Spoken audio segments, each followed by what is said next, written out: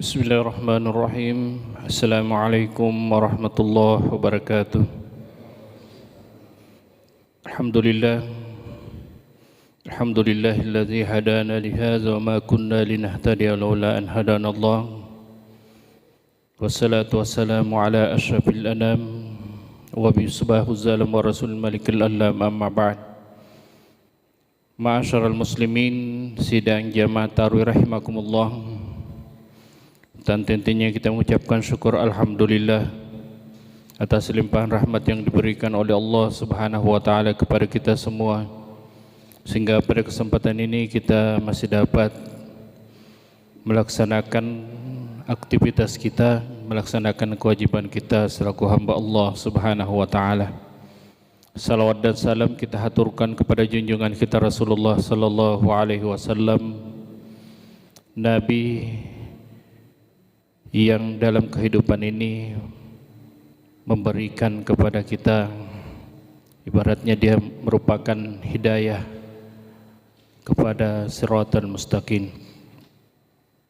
Ma'asyiral muslimin, sidang jamaah tarawih rahimakumullah, selaku umat Islam, Allah Subhanahu wa taala telah memerintahkan kepada kita untuk senantiasa memohon hidayah kepadanya minimalnya 17 kali dalam sehari semalam.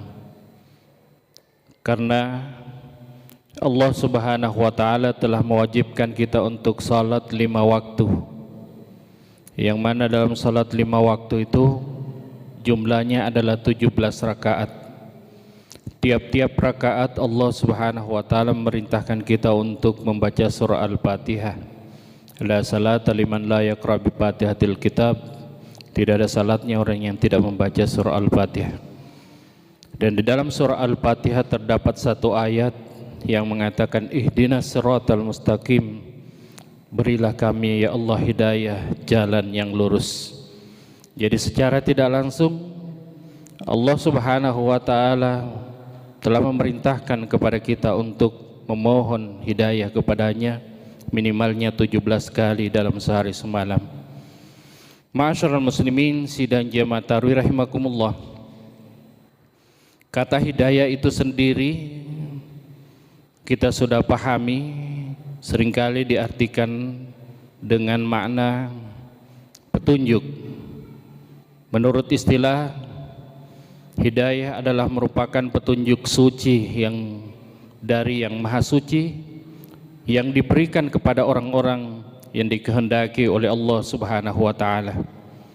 Hal ini dijelaskan di dalam Al-Qur'an, walau sya'allahu la ja'alakum ummatan wahidah walakin yudillu may yasha wa yahdi may yasha. Sekiranya Allah mau, la ja'alakum ummatan wahidah, pastilah kalian dijadikan satu umat saja.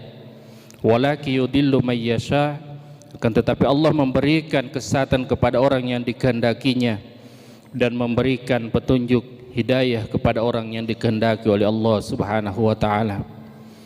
Dari ayat ini kita bisa pahami bahwa sebenarnya Allah Subhanahu wa taala telah memberikan kepada kita fasilitas hidayah. Dalam hal ini contoh saja Al-Qur'anul Karim. Dalam Al-Quran dikatakan zalikal kitabu la raiba fihi hudal muttaqin. Bahkan Al-Quran itu adalah merupakan kitab hudal lil muttaqin, merupakan petunjuk bagi orang yang bertakwa.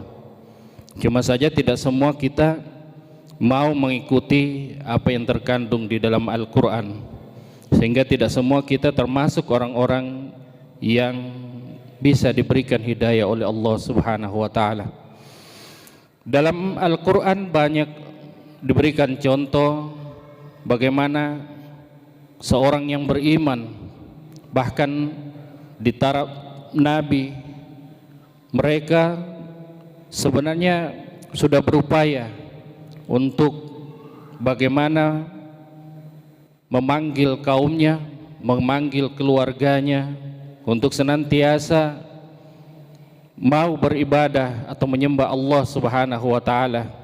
Tapi kembali lagi, yang namanya hidayah Allah Subhanahu wa taala tidak semua orang bisa mendapatkannya, bahkan di kalangan keluarga Nabi sendiri. Dalam Al-Quran banyak contoh yang Allah perlihatkan.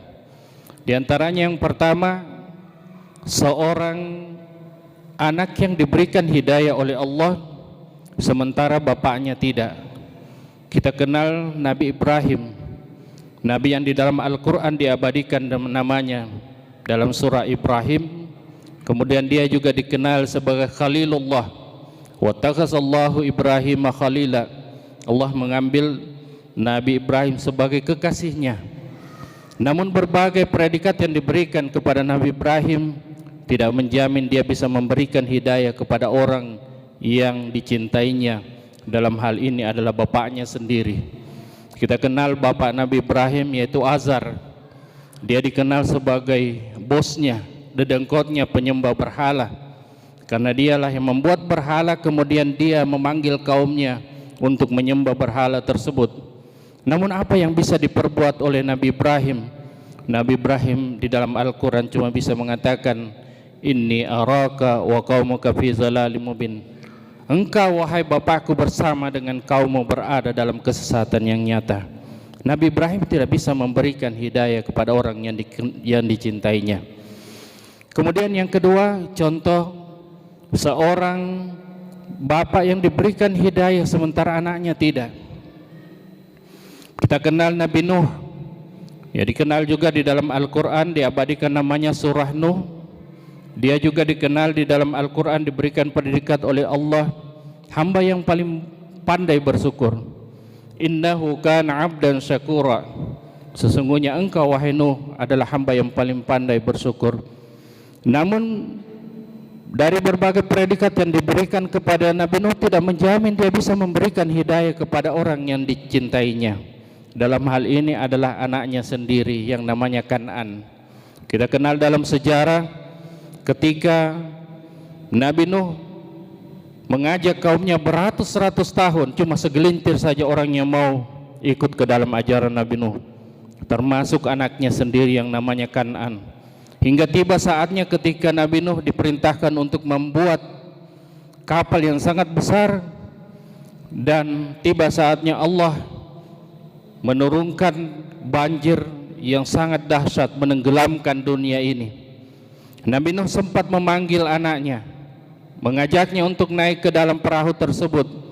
Dalam Al-Quran dikatakan, ya bunayya irkab ma'ana wa la takum minal kafirin. Wahai anakku, naiklah ke dalam perahu, ke atas perahu. Wa la takum minal kafirin, janganlah engkau tergolong orang-orang yang kafir. Namun apa kata anaknya? Sa'awi ila jabali ya'simuni minal ma. Wahai bapakku, saya akan naik ke atas puncak gunung dan pasti saya akan terhindar daripada banjir. Namun apa yang terjadi? Wa kana minal mugrakin, termasuklah dia anaknya orang-orang yang ditenggelamkan oleh Allah. Nabi Nuh tidak bisa memberikan hidayah kepada orang yang dicintainya. Contoh lain lagi, seorang suami yang mendapatkan hidayah, istrinya tidak. Ya, kisahnya yaitu Nabi Lut. Nabi Lut mempunyai istri, ya, yang mana istrinya juga ini tidak mau mengikuti ajaran Nabi Nuh untuk menyembah Allah Subhanahu wa taala. Termasuk Nabi Nuh sendiri juga, istri yang sangat dia sayangi, yang tinggal serumah dengannya, tidak mau mengikuti ajaran suaminya. Hal ini dijelaskan dalam Al-Quran. Daraballahu masalal ladzina kafaru. Allah memberikan perumpamaan terhadap orang yang kafir. Imra'ata Nuhin wa imra'ata Lutin, istri Nabi Nuh dan istri Nabi Lut. Kanata tahta abdaini min ibadina salihin, keduanya berada dalam pengawasan dari hamba kami yang soleh, dalam hal ini suami mereka. Fakhanatahuma, keduanya mengkhianati suaminya. Falam yugni anhuma, suaminya tidak bisa berbuat apa-apa. Wakila udkhulun nara madakhilin, dikatakanlah kepada keduanya, masuklah kalian ke dalam neraka bersama orang yang dimasukkan dalamnya. Nabi Lut dan Nabi Nuh tidak bisa memberikan hidayah kepada istri yang mereka cintai. Contoh lain, seorang istri yang diberikan hidayah sementara suaminya tidak. Ini kisahnya Fir'aun. Ya, Fir'aun itu di saat gencar-gencarnya dia memerangi ajaran-ajaran yang dibawa untuk menyembah kepada Allah Subhanahu wa taala, justru istrinya sendiri yang tinggal seistana dengannya menyembah Allah Subhanahu wa taala. Dalam Al-Qur'an juga diabadikan, daraballahu masalal ladzina amanu. Allah mengambil perumpamaan terhadap orang yang beriman, imrata Fir'aun, istri daripada Fir'aun. Izqala ibni baitan fil jannah, ketika dia berdoa, ya Allah bangunkanlah aku bangunan nanti di surga, dan Allah Subhanahu wa taala mengabulkan doa daripada istri Fir'aun, yaitu membuatkan dia sebuah bangunan di surga. Dan yang terakhir, contoh seorang ponakan yang diberikan hidayah sementara pamannya tidak. Kita kenal Rasulullah sallallahu alaihi wasallam, yang mana pada saat itu dia senantiasa menyerukan ajaran-ajaran Allah Subhanahu wa taala, namun pamannya sendiri yang selalu membelanya justru tidak mau masuk ke dalam ajaran Islam. Sehingga ketika dia akan wafat, Nabi Muhammad sallallahu alaihi wasallam mengajaknya untuk mengucapkan 2 kalimat syahadat. Justru mendapatkan teguran dari Allah Subhanahu wa taala, innaka la tahdi man ahbabta walakinnallaha yahdi man yasha. Engkau Muhammad tidak bisa memberikan hidayah kepada orang yang engkau cintai, walakinnallaha yahdi man yasha, akan tetapi Allah lah yang memberikan hidayah kepada orang yang dikehendakinya. Nabi Muhammad sallallahu alaihi wasallam pernah mengatakan, buistu da'iyan muballigan wa laisa ilayya illa huda ila syai'.